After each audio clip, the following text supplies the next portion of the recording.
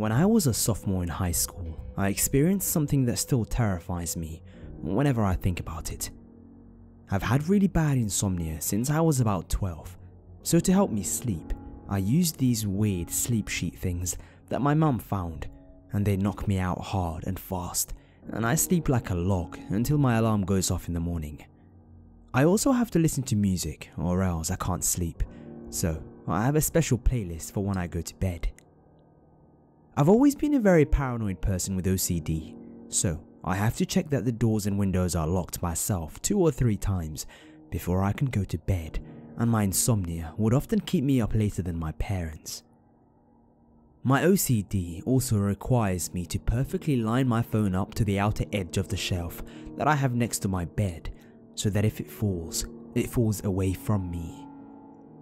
Well, one night, I wake up at about 4 in the morning, in a complete state of panic, and no idea why. After sitting up and groggily checking that everything was normal in my room, I realized that not only was my phone softly playing a song that was not on my sleep playlist, but that my phone was not on the shelf where I always leave it, but rather placed carefully in the middle of the pillow next to me, on the side of the bed furthest from the shelf. More than a little freaked out, I tried to reason with myself that maybe I had forgotten to put my phone on the shelf, and it was just coincidence that it was where it was. That is, until I tried to check the time, and realized that my phone background was not the picture of my friends and I that I had set, but instead it was a picture of me sleeping, with over 40 more sleeping pictures of me taken from different angles saved to my camera roll, one of which had a partial gloved finger in the shot. I immediately freaked out and called for my parents, who came rushing in.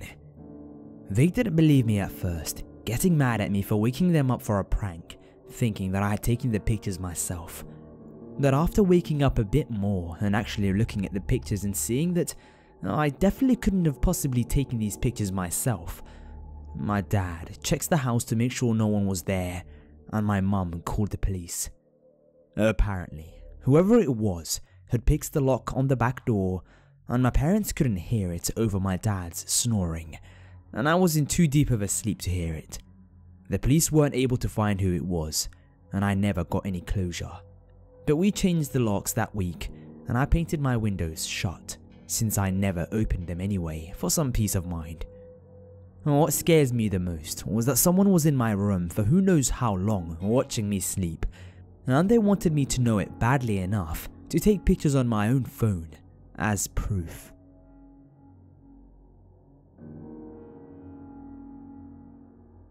The other day, I swiped right to this pretty cool dude on Tinder named Gabe. He adds me on Snapchat and we start talking a little bit. He decides to come pick me up and come smoke for a bit. I'm like, cool, yeah, whatever. And in the Bay Area, smoking and driving is technically a date.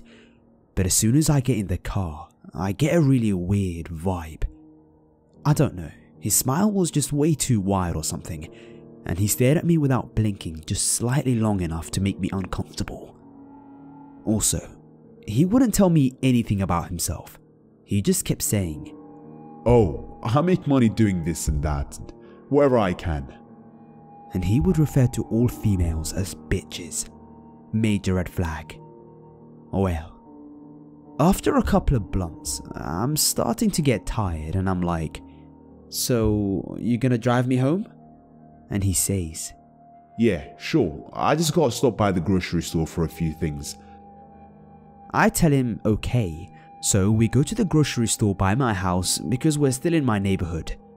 By this time it's pretty dark, but there are some lights on in the parking lot. After about 5 minutes of sitting there while he's typing on his phone, I get kinda curious and look at the reflection of the driver's side window to see if I can read his texts. I could. It read, "Yeah, I got her, sitting in the Lucky's parking lot." I immediately went numb from head to toe. I decided I had to do something fast because I don't know who he's texting or why he's telling them where we are. I start to notice things. Though there are people around us, they're still kinda far away, about 25 to 30 feet, and I almost start panicking. He didn't notice anything though, so I asked, "Aren't you gonna go inside?" And he says, "Yeah, just a sec, I'ma make a list of all the stuff I need." I almost shit my pants. I could obviously see the texting app still open in the reflection on the window. He was lying. I immediately grabbed my bag and bolted out of the car and started walking towards the grocery store, almost running. He says, "Hey, what the fuck? Where the hell do you think you're going?" and tried to grab my bag, but I just made a direct beeline for the lighted entrance of the store. I made it into the store and looked out of the window to see him driving around the parking lot, talking on the phone and waving his hands around. Seconds after, he peeled out of the parking lot and almost hit another car.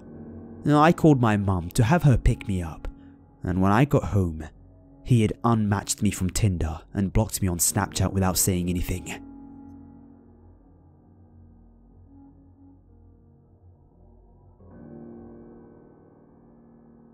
I was recently reminded of this encounter by my mother. If she hadn't brought it up, I probably would have gone the rest of my life without thinking of this incident. But once I did, then all of these memories came flooding back. My family travelled from the Midwest to the East Coast almost every year. We usually drove through Canada to New York, Vermont, New Hampshire, and then up to Maine, where my dad's family is from. We stopped at various tourist spots and resorts while on this trip. When I was somewhere around 6 or 7 years old, we were staying at a family-style resort in New Hampshire. And it was a very large complex with 4 buildings full of hotel rooms, all facing each other with a parking lot to the left, small park and picnicking area in the middle, and the outdoor pool with a fence around it to the right. Each building had 2 levels with outdoor stairs, and each room had a door that went outside, not into a hallway. There was a path from the bottom of the stairs through the small park to the pool, and I've always been quick to get ready. So, while my mum, dad and sister, who was a 1-year-old at the time, were getting ready to go to the pool, I was getting antsy and wanted to go check out the tacky water slide tacked onto the side of the pool. I remember my dad being busy and distracted while I said, "I'm going out to the pool," and began walking outside and down the stairs. You could see the park and pool from our balcony, but my dad wanted me to wait. I did not wait and proceeded to walk by myself out to the pool. I was walking along the path through the little park when 2 big arms picked me up and started pulling me back. This is what I have the sharpest memory of, my purple jelly sandals being lifted off the ground under me. I didn't immediately turn around because I just figured it was my dad dragging me back to the room, mad that I disobeyed him. I just sighed and accepted my fate as being in trouble. Then, I heard my dad in the distance yell, "Hey, get off my daughter," or something along those lines, and so I finally turned to see who the hell was holding me.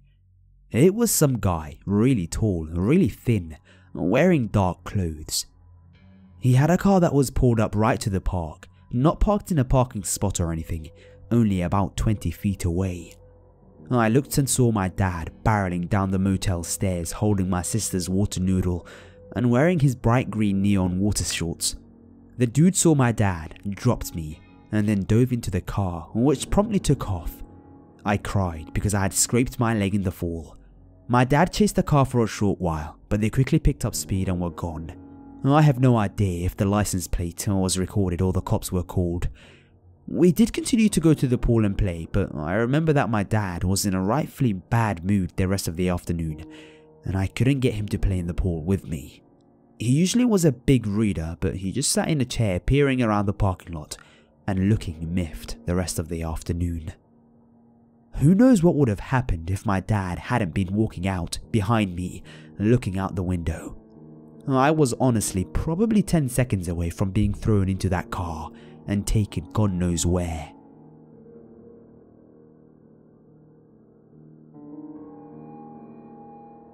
This took place back in the 90s, so no one had a cell phone, nor could we just look up police reports on the internet to see if the area we were going to was safe.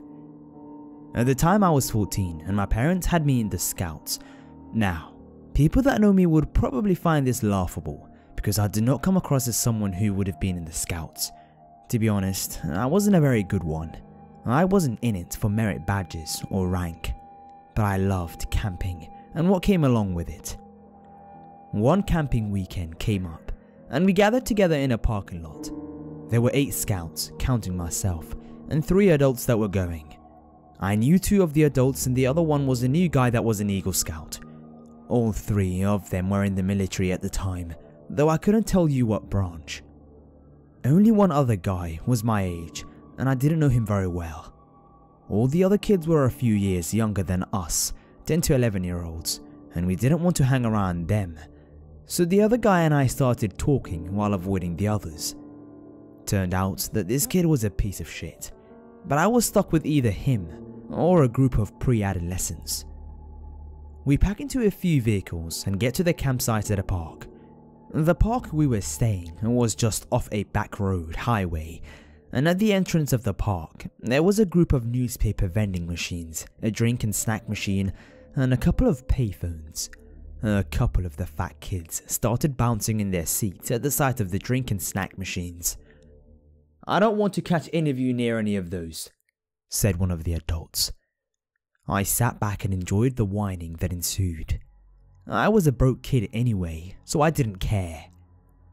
We ended up parking a little ways down the road, not far from the park entrance, and walked up to the campsite. From where we were, we could still see the cars, but not the park entrance. We unpacked and gathered our tents together. There was a large 8-man tent where most of us were to sleep, and a few smaller tents that a couple of the younger kids wanted to sleep in. After we put up the tent, the other kid my age and I began exploring. We started to hike a few of the trails, but they were overgrown. It seemed that they were rarely used and hadn't been cleared in a long time. Eventually we turned back and were glad that we did, because when we got back, it was time to start a campfire.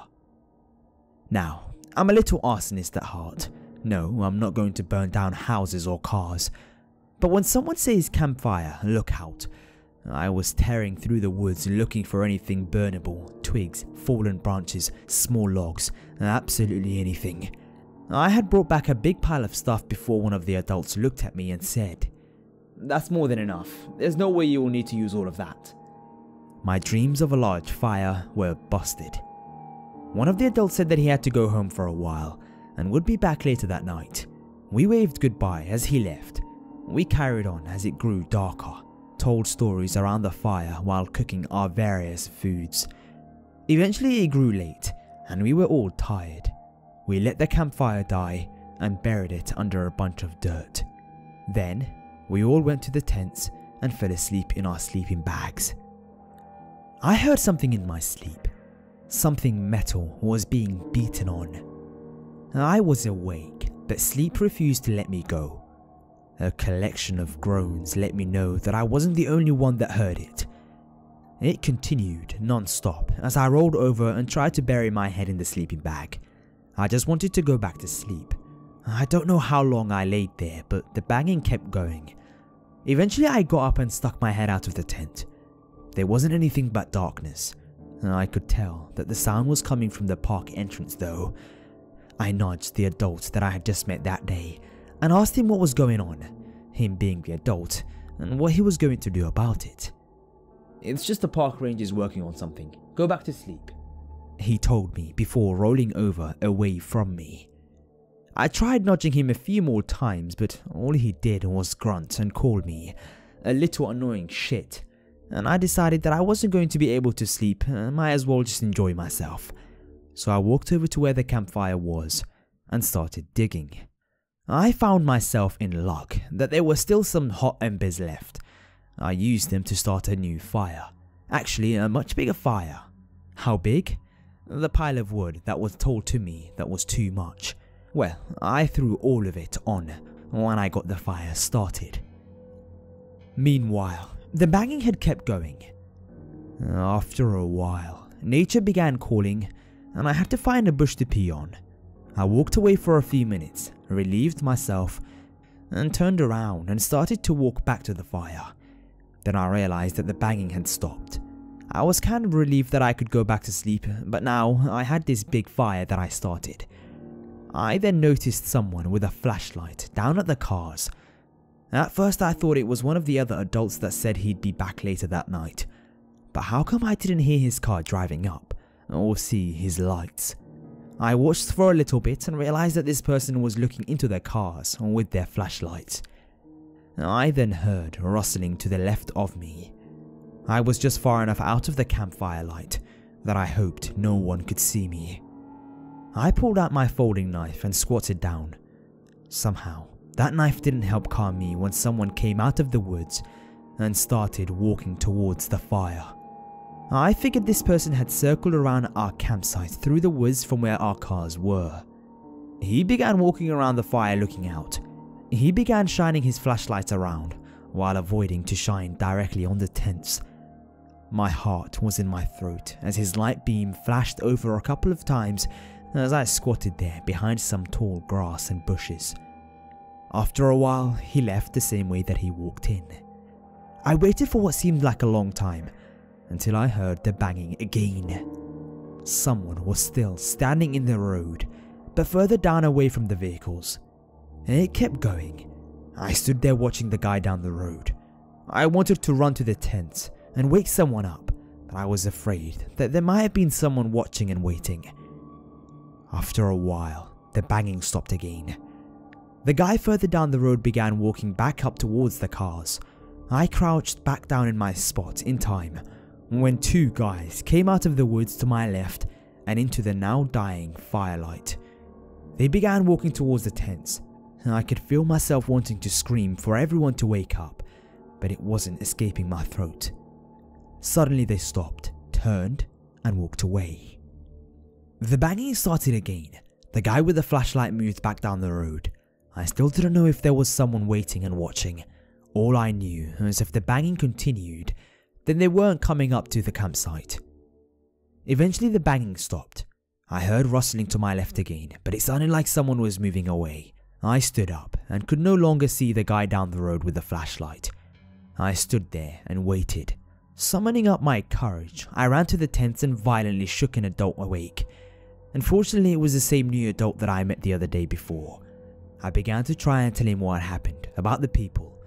I was told that I was being annoying and must have dreamt about it. I left and sulked while keeping a lookout. Dawn came and everyone got up. I tried talking to the other adult, but the new adult would cut me off and began to chastise me for making up stories and lying. I was too exhausted to keep fighting with him, and a few hours later, the other adult that had left came back. He began asking if we heard anything last night. The new adult said that yes, he heard the park rangers doing some work last night. Well, it wasn't the park rangers. All the vending machines and payphones were broken into. A cop came to talk to us and took statements. He nonchalantly told us, Yeah, someone's been robbing the machines after the bars let out. You all are very lucky. I've met several campers that were robbed and attacked last night. We never went camping in that area again.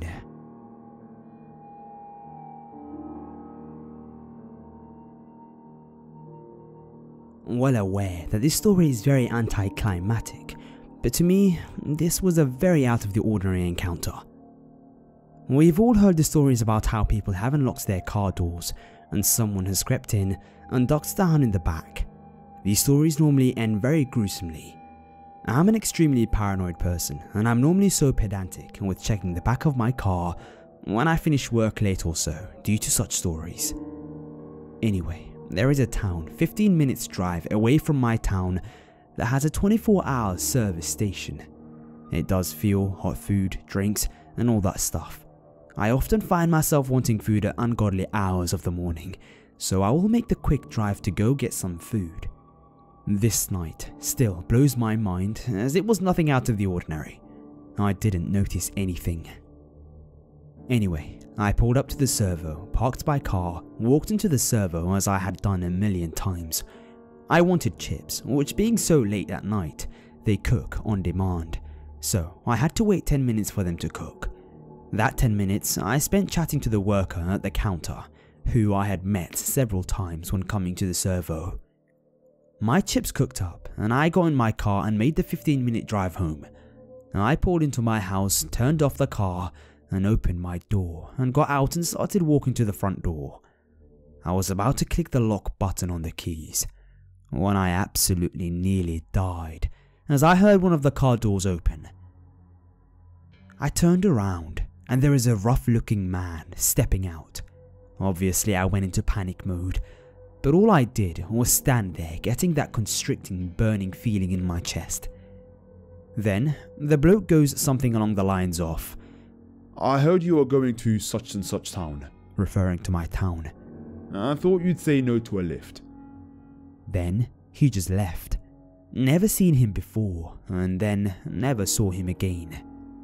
My only explanation for this is that maybe while talking to the server worker, I've mentioned where I lived and was going back to, obviously thinking nothing of it as I had spoken to this person many times. This man must have overheard and decided to duck down in the back and hitch a damn ride. The whole time I never noticed him in there, and definitely did not see anyone getting in my car, which, had I turned my head and paid attention, was in full view. To conclude, if he had asked for a ride, I probably would have said no, and despite the fact that I sort of laugh about it now, I cannot even explain my terror that night.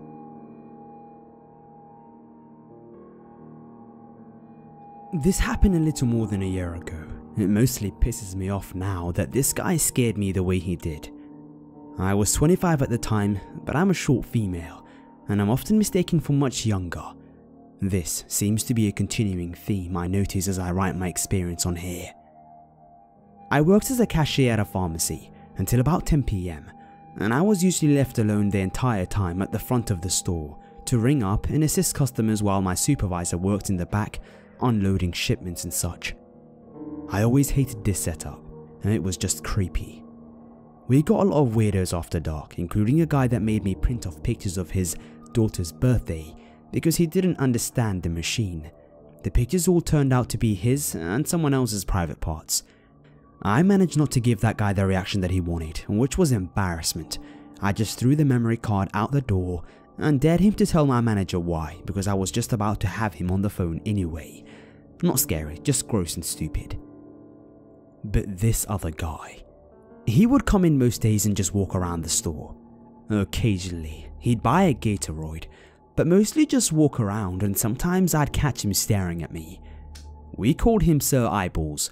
When this happened, I'd call my supervisor up to the front, and that's when the man would buy his drink and leave. He was about 30, white, average height and build, but still bigger than me and had long brown hair. He'd never say anything, and I'd never think of him unless he was actually in the store.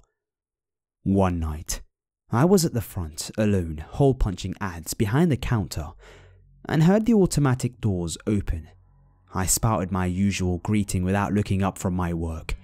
I got no reply, but felt a presence in front of me, and quickly looked up. It was Sir Eyeballs. "Oh, hi. Ready to check out?" "You're pretty." He then reaches out and touches my hand.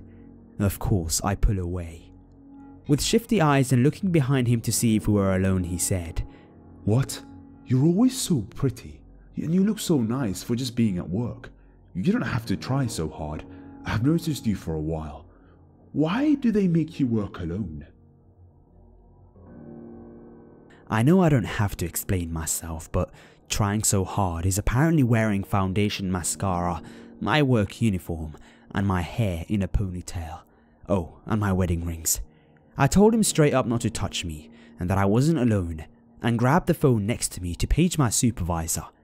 I used to giggle and didn't know how to handle unwanted attention, but I learned that being clear and confident was usually enough to deter it. But not this time. His face changed from creepy smile to straight up pissed. I turned my head to look for the page button, and he took that moment to reach across the counter and yanked my head back by my ponytail. Just a giant fucking yank. I heard some of my hair rip out and I screamed, "Don't fucking touch me!" He smacked the counter with both hands, and then we heard my supervisor's keys jingling up the aisles as he ran to the front of the store. "God, you're a bitch. You're such a bitch, you know that, right? I don't even care about you. You're a bitch. You're a stupid bitch. He said this calmly as he walked out of the store. My supervisor, a big guy but not a moron, locked the door and called the police. And after that, I told him what happened. I sat in the office until my livid husband showed up and took me home to cry. They were able to identify the guy from our surveillance tape. Apparently, he had similar incidents at a local mall, but this was the worst. I'm not sure, but hopefully it was enough to arrest him, since I never saw him again. I should have pressed charges, but I didn't think about it until much later. I quit 2 months later after they never scheduled me with another person, or changed anything at all to prevent something like this from happening again. In fact, the store manager just advised me not to be so friendly with customers when I worked alone, to not give the wrong idea. Yep, I did stop wearing any kind of makeup the rest of the time that I worked there, and kept my head down. I have pretty bad anxiety anyway, and felt like throwing up during every shift. Screw that guy. After telling my mother about some stories from this subreddit, she revealed to me the following story from her childhood, which I found truly shocking and disturbing. When my mum was in 5th grade, she went to a grade school only a few blocks from her house. Therefore, it was not uncommon for her to walk to and from school with her childhood friend and neighbour, Pam. Now, as young and naive children, they were in their own little worlds and didn't really understand the disturbing events that were about to take place. One day, on their walk back home from school, they were walking past a park they walked by every single day and stumbled across a note. In this note were explicit and disturbing sexual scenes that my mother did not tell me details of. She did, however, have a look of complete and utter shock when she recalled them. She told me that back then, Pam and her thought nothing of it and only laughed at the ridiculousness of it, as little girls do when approached with the icky topic of sex. They kept the note and walked on, forgetting about it quickly. But soon enough, they found another note on their usual path home. Another note describing sexual details that little girls should never be exposed to. At this point, my mother told my grandmother about it. Times were different back then, and Grandma, although bothered that her daughter was being exposed to such inappropriate notes, was not too worried about it. The notes kept popping up. My mum and Pam simply thought that maybe they were accidentally uncovering notes that someone was leaving for their lover, who happened to be into the same demented sex acts as they were. Yet, these two young girls really didn't want to find these notes any longer, and decided to walk a different way home every day instead. This is where it gets freaky. They started taking a route that followed completely different streets and did not at all go near the park that they once found the notes in. Yet, they began finding these notes once again on their new way home. My mum told me that the note she remembered most was a description of what his semen tastes like. They found this note tucked away in a little red box beside a tree. The last note they found, after dozens of them, before they told their parents and teachers, said something along the lines of, "There is a man in a van who would like to pick up the redhead and her friend." My mother is at this point a 12-year-old redhead. The contents of this last note, an expression of this man's desire to abduct my redhead mother and her friend, showed undoubtedly that the notes that they have been finding all these years, in the past 2 years in fact, while walking from home to school, had been meant for them. All the deviant sexual acts and the odd descriptions of semen flavour and fetishes, all were meant for these pre-pubescent girls. Perhaps the most disturbing part of this is the fact that he knew the ways and times they walked home. He knew them well enough to strategically put these notes where only they would find them, and he knew to switch the locations when they began taking other pathways home. Ultimately, my mother never noticed a man in a van watching her and her friend walk home because, like I said, they were silly little girls lost in their own little world. But my mum knows now that he was there watching, writing these sick fantasies for her to read.